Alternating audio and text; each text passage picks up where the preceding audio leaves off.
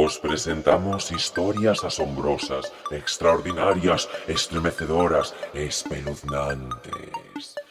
Este es el fantástico audiorelato de la noche en Proyecto Terror.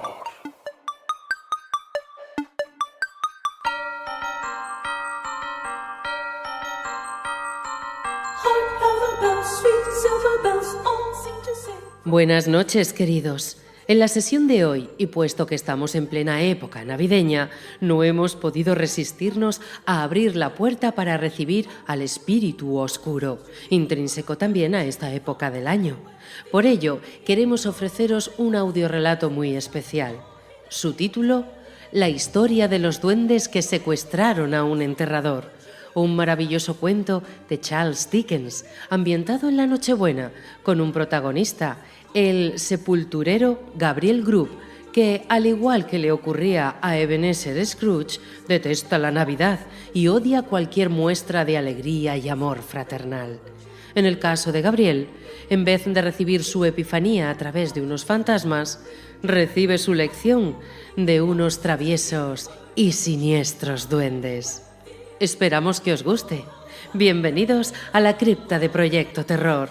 Os invitamos a permanecer en ella, en compañía de las amables sombras.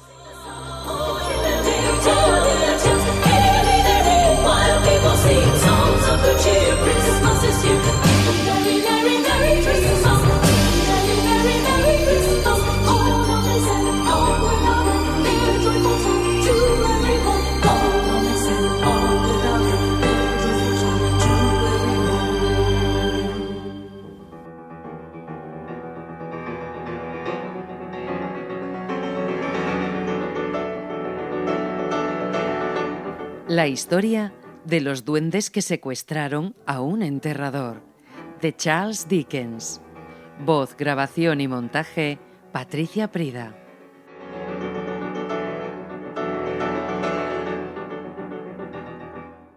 En una antigua ciudad abacial, en el sur de esta parte del país, hace mucho, pero que muchísimo tiempo, tanto que la historia debe ser cierta porque nuestros tatarabuelos creían realmente en ella, trabajaba como enterrador y sepulturero del Campo Santo un tal Gabriel Grubb. No se deduce en absoluto de ello que porque un hombre sea enterrador y esté rodeado constantemente por los emblemas de la mortalidad, tenga que ser un hombre melancólico y triste. Entre los funerarios se encuentran los tipos más alegres del mundo. En una ocasión tuve el honor de trabar amistad íntima con uno muy silencioso que en su vida privada, fuera de ser necio, era el tipo más cómico y jocoso que haya gorjeado nunca canciones procaces, sin el menor tropiezo en su memoria, ni que haya vaciado nunca el contenido de un buen vaso sin detenerse ni a respirar. Pero no obstante, estos precedentes parecen contrariar la historia. Gabriel Grubb era un tipo malparado, intratable y arisco, un hombre taciturno y solitario que no se asociaba con nadie sino consigo mismo, aparte de con una antigua botella forrada de mimbre que ajustaba en el amplio bolsillo de chaleco y que contemplaba cada rostro alegre que pasaba junto a él con tan poderoso gesto de malicia y mal humor que resultaba difícil enfrentarlo sin tener una sensación terrible. Poco antes del crepúsculo, el día de Nochebuena, Gabriel se echó al hombro el azadón, encendió el farol y se dirigió hacia el cementerio viejo, pues tenía que terminar una tumba para la mañana siguiente y como se sentía algo bajo de ánimo, pensó que quizá levantara su espíritu si se ponía a trabajar enseguida. En el camino, al subir por una antigua calle, vio la alegre luz de los fuegos chispeantes que brillaban tras los viejos ventanales y escuchó las fuertes risotadas y los alegres gritos de aquellos que se encontraban reunidos. Observó los ajetreados preparativos de la alegría del día siguiente y olfateó los numerosos y sabrosos olores consiguientes que ascendían en forma de nubes vaporosas desde las ventanas de las cocinas. Todo aquello producía rencor y amargura en el corazón de Gabriel Grubb, y cuando grupos de niños salían dando saltos de las casas, cruzaban la carretera a la carrera y antes de que pudieran llamar a la puerta de enfrente, eran recibidos por media docena de pillastres de cabello rizado que se ponían a cacarear a su alrededor mientras subían todos en bandada a pasar la tarde dedicados a sus juegos de Navidad. Gabriel sonreía taciturno y aferraba con mayor firmeza el mango de su azadón mientras pensaba en el sarampión, la escarlatina, el afta, la tosferina y otras muchas fuentes de consuelo. Gabriel caminaba a zancadas en ese feliz estado mental, devolviendo un gruñido breve y hosco a los saludos bien humorados de aquellos vecinos que pasaban junto a él hasta que se metía en el oscuro callejón que conducía al cementerio. Gabriel llevaba ya tiempo deseando llegar al callejón oscuro porque, hablando en términos generales, era un lugar agradable, taciturno y triste que las gentes de la ciudad no gustaban de frecuentar, salvo a plena luz del día cuando brillaba el sol. Por ello, se sintió no poco indignado al oír a un joven granuja que cantaba estruendosamente una festiva canción sobre unas navidades alegres en aquel mismo santuario que había recibido el nombre de Callejón del Ataúd, desde la época de la vieja abadía y de los monjes de cabeza afeitada. Mientras Gabriel avanzaba, la voz fue haciéndose más cercana y descubrió que procedía de un muchacho pequeño que corría a solas con la intención de unirse a uno de los pequeños grupos de la calle vieja, y que en parte para hacerse compañía a sí mismo y en parte como preparativo de la ocasión, vociferaba la canción con la mayor potencia de sus pulmones. Gabriel aguardó a que llegara el muchacho, lo acorraló en una esquina y lo golpeó 5 o 6 veces en la cabeza con el farol para enseñarle a modular la voz. Y mientras el muchacho escapaba corriendo con la mano en la cabeza y cantando una melodía muy distinta, Gabriel Grubb sonrió cordialmente para sí mismo y entró en el cementerio, cerrando la puerta tras de sí. Se quitó el abrigo, dejó en el suelo el farol y metiéndose en la tumba sin terminar, trabajó en ella durante 1 hora con muy buena voluntad. Pero la tierra se había endurecido con la helada y no era asunto fácil desmenuzarla y sacarla fuera con la pala.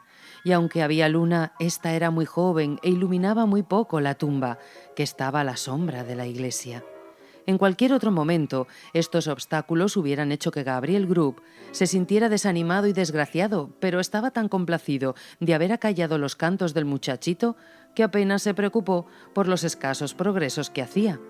Cuando llegada la noche hubo terminado el trabajo, miró la tumba con melancólica satisfacción, murmurando mientras recogía sus herramientas.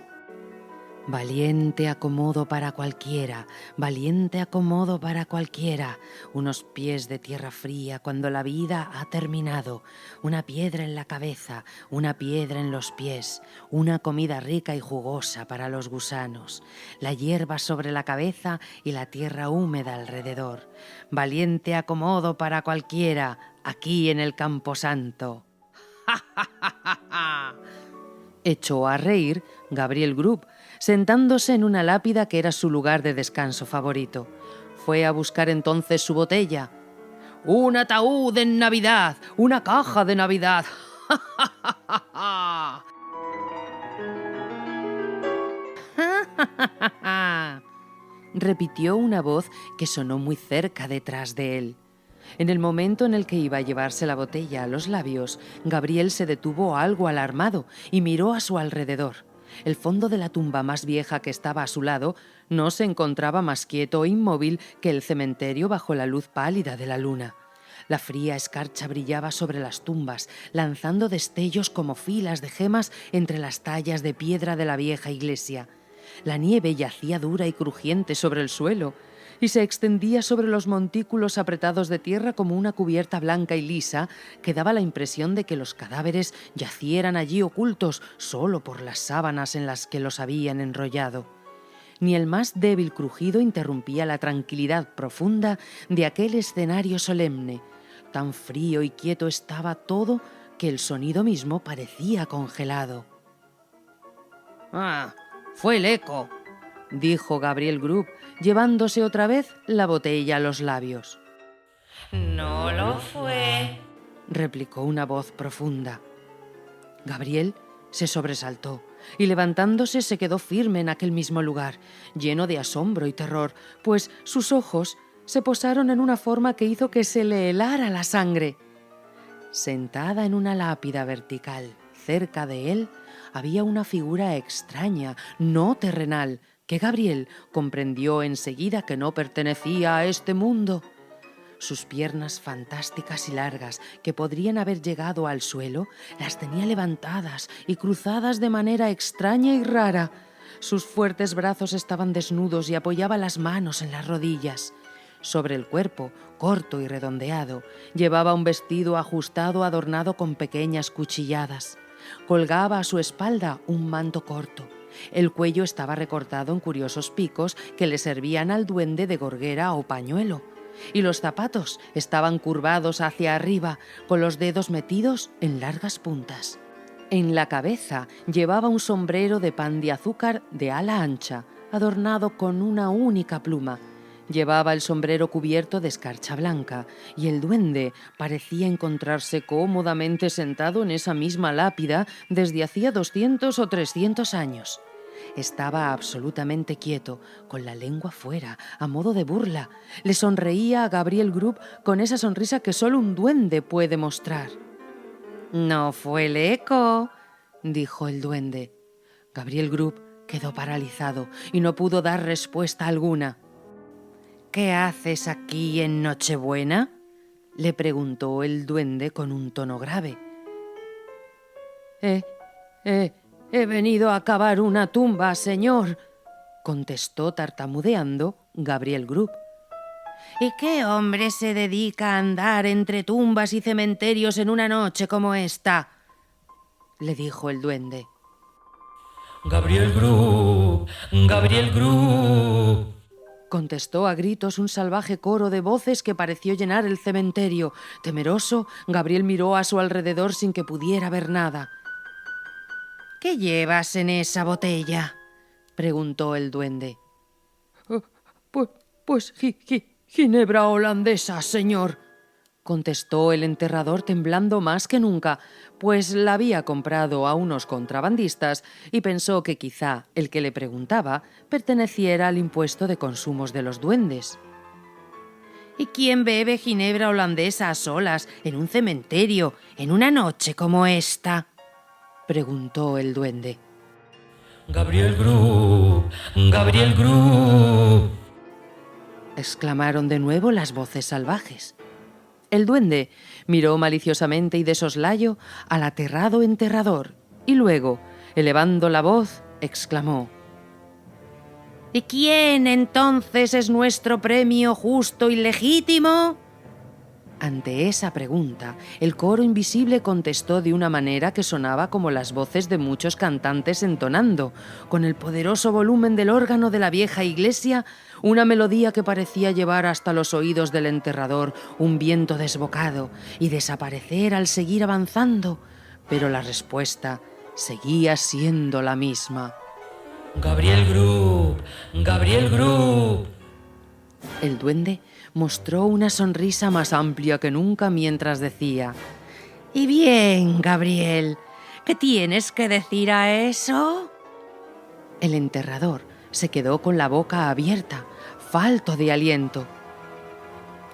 «¿Qué es lo que piensas de esto, Gabriel?», preguntó el duende, pateando con los pies el aire a ambos lados de la lápida y mirándose las puntas vueltas hacia arriba de su calzado con la misma complacencia que si hubiera estado contemplando en Bond Street las botas Wellingtons más a la moda.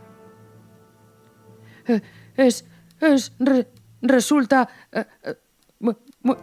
muy curioso, señor», contestó el enterrador medio muerto de miedo. Muy curioso y bastante bonito, pero creo que tengo que regresar a terminar mi trabajo, señor, si no le importa». «¿Trabajo? ¿Qué trabajo?», exclamó el duende. «La tumba, señor. Preparar la tumba», volvió a contestar tartamudeando el enterrador. «Ah, la tumba, ¿eh? ¿Y quién cava tumbas en un momento en el que todos los demás hombres están alegres y se complacen en ello?». «Gabriel Grubb, Gabriel Group. Volvieron a contestar las misteriosas voces. Me temo que mis amigos te quieren, Gabriel, dijo el duende sacando más que nunca la lengua y dirigiéndola a una de sus mejillas. Y era una lengua de lo más sorprendente. Me temo que mis amigos te quieren, Gabriel, repitió el duende. Por favor, señor, replicó el enterrador sobrecogido por el horror. No creo que sea así, señor. No me conocen, señor. No creo que esos caballeros me hayan visto nunca, señor. Oh, claro que te han visto, contestó el duende.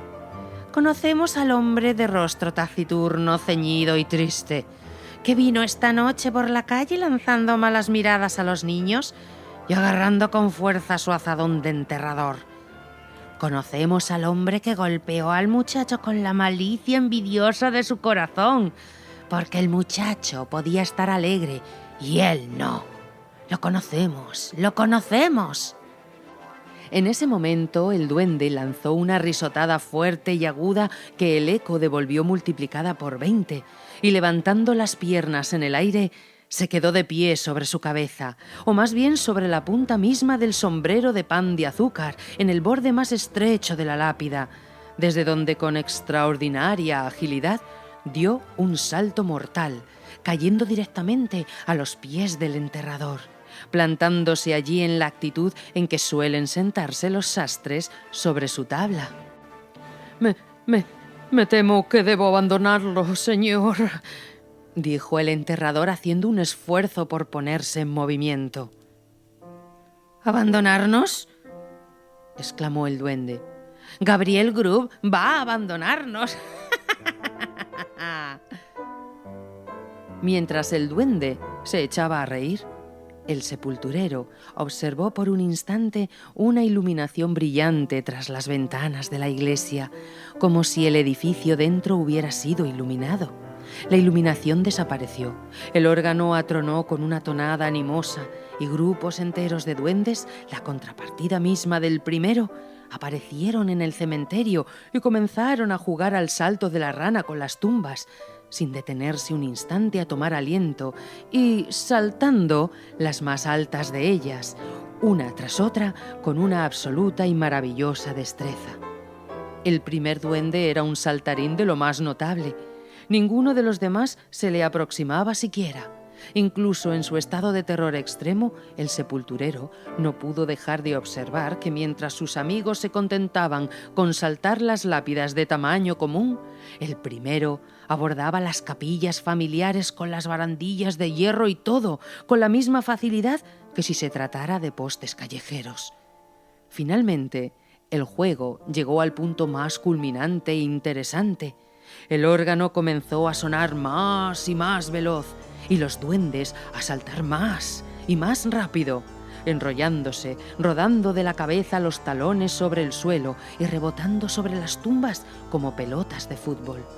El cerebro del enterrador giraba en un torbellino con la rapidez del movimiento que estaba contemplando, y las piernas se le tambaleaban mientras los espíritus volaban delante de sus ojos, hasta que el duende rey, lanzándose repentinamente hacia él, le puso una mano en el cuello y se hundió con él en la tierra.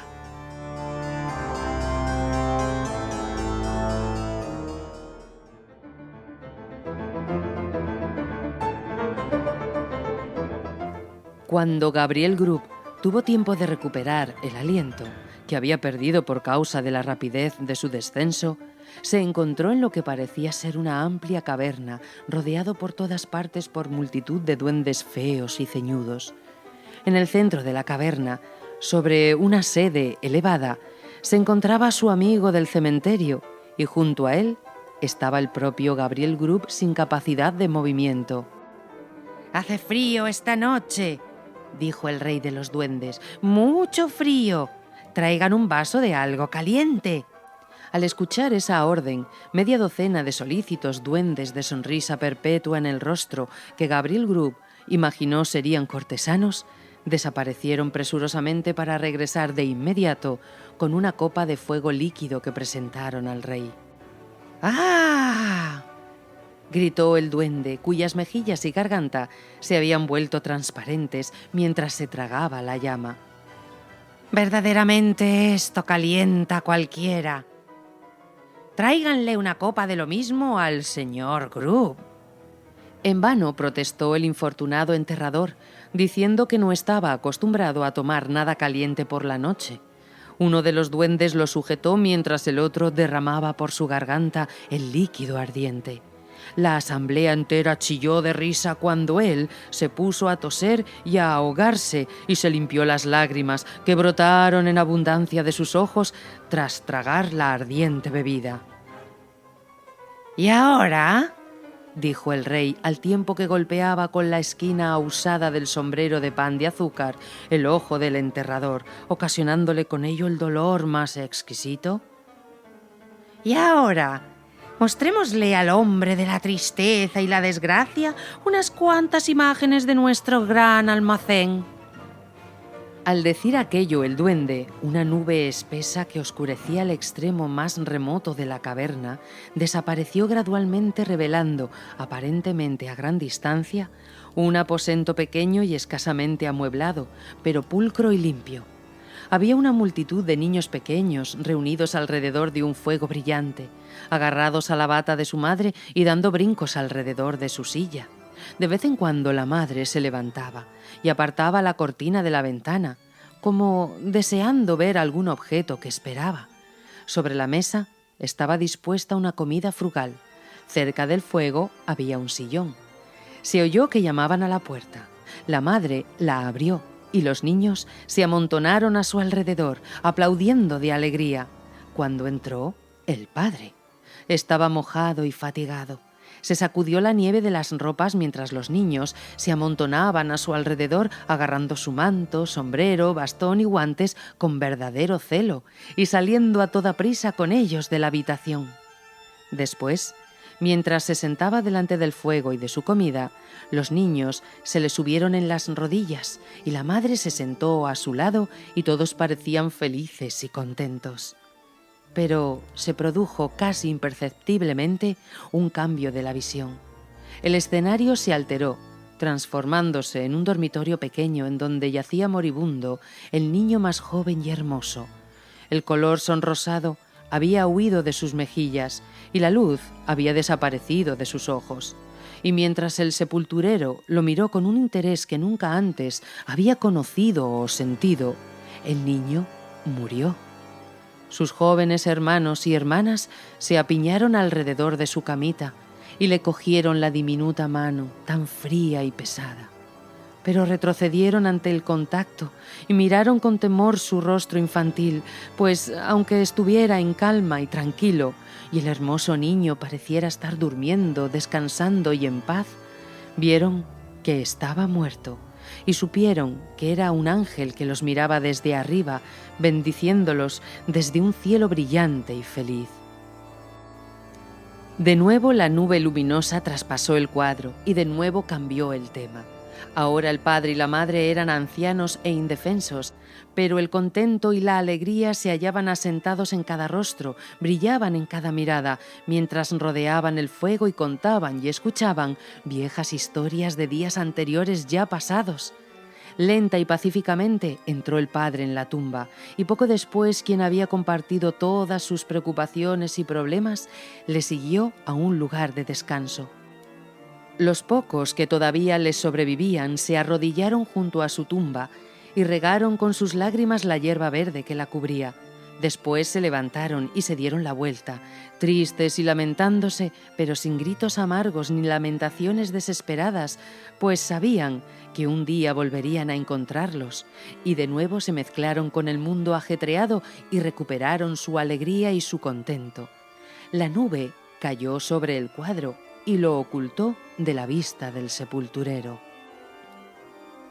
«¿Qué piensas de eso?», preguntó el duende, volviendo su rostro grande hacia Gabriel Grub. Gabriel murmuró algo en el sentido de que era muy hermoso y pareció algo avergonzado cuando el duende volvió hacia él sus ojos ardientes. «¡Tú, miserable!», exclamó el duende con un tono de gran desprecio. «¡Tú!».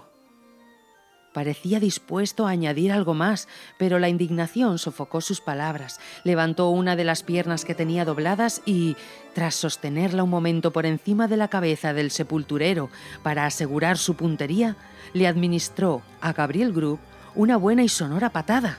Inmediatamente después de eso, todos los duendes que habían estado aguardando rodearon al infeliz enterrador y lo patearon sin piedad. De acuerdo con la costumbre establecida e invariable entre los cortesanos de la tierra, quienes patean a aquel al que ha pateado la realeza y abrazan a quien la realeza abraza. «Enséñenle algo más», dijo el rey de los duendes. Ante esas palabras desapareció la nube, revelándose ante su vista un paisaje rico y hermoso.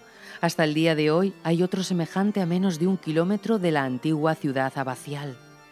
El sol brillaba desde el cielo claro y azul. El agua centelleaba bajo sus rayos, los árboles parecían más verdes y las flores más alegres bajo su animosa influencia. El agua corría con un sonido agradable.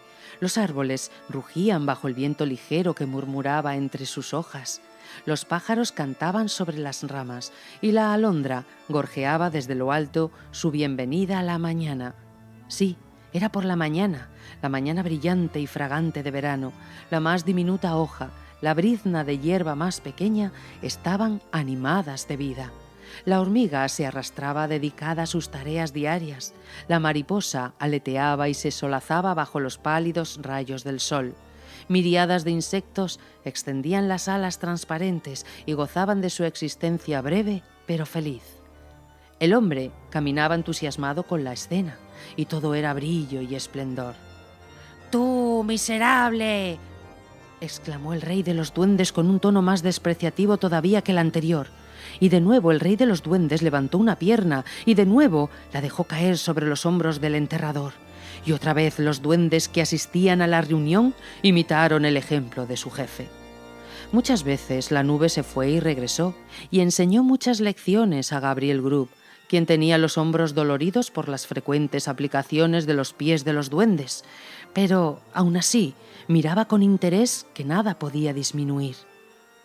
Vio a hombres que trabajaban con duro esfuerzo y se ganaban su escaso pan con una vida de trabajo, pero eran alegres y felices.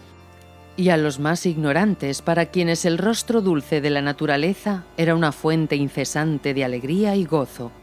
Vio a aquellos que habían sido delicadamente alimentados y tiernamente criados, alegres ante las privaciones y superiores ante el sufrimiento, quienes habían superado muchas situaciones duras porque llevaban dentro del pecho los materiales de la felicidad, el contento y la paz. Vio que las mujeres, lo más tierno y frágil de todas las criaturas de Dios, eran a menudo capaces de superar la pena, la adversidad y la tristeza, y vio que era así porque en su corazón llevaban una inagotable fuente de afecto y devoción. Pero sobre todo vio que hombres como él mismo, que refunfuñaban por el gozo y la alegría de los demás, eran las peores hierbas en la hermosa superficie de la tierra, y poniendo todo el bien del mundo contra el mal, llegó a la conclusión de que al fin y al cabo era un mundo muy decente y respetable. Nada más acababa de formarse cuando la nube que ocultó el último cuadro pareció ponerse sobre sus sentidos y llevarle al reposo. Uno a uno los duendes fueron desapareciendo de su vista y cuando el último de ellos se hubo ido, se quedó dormido.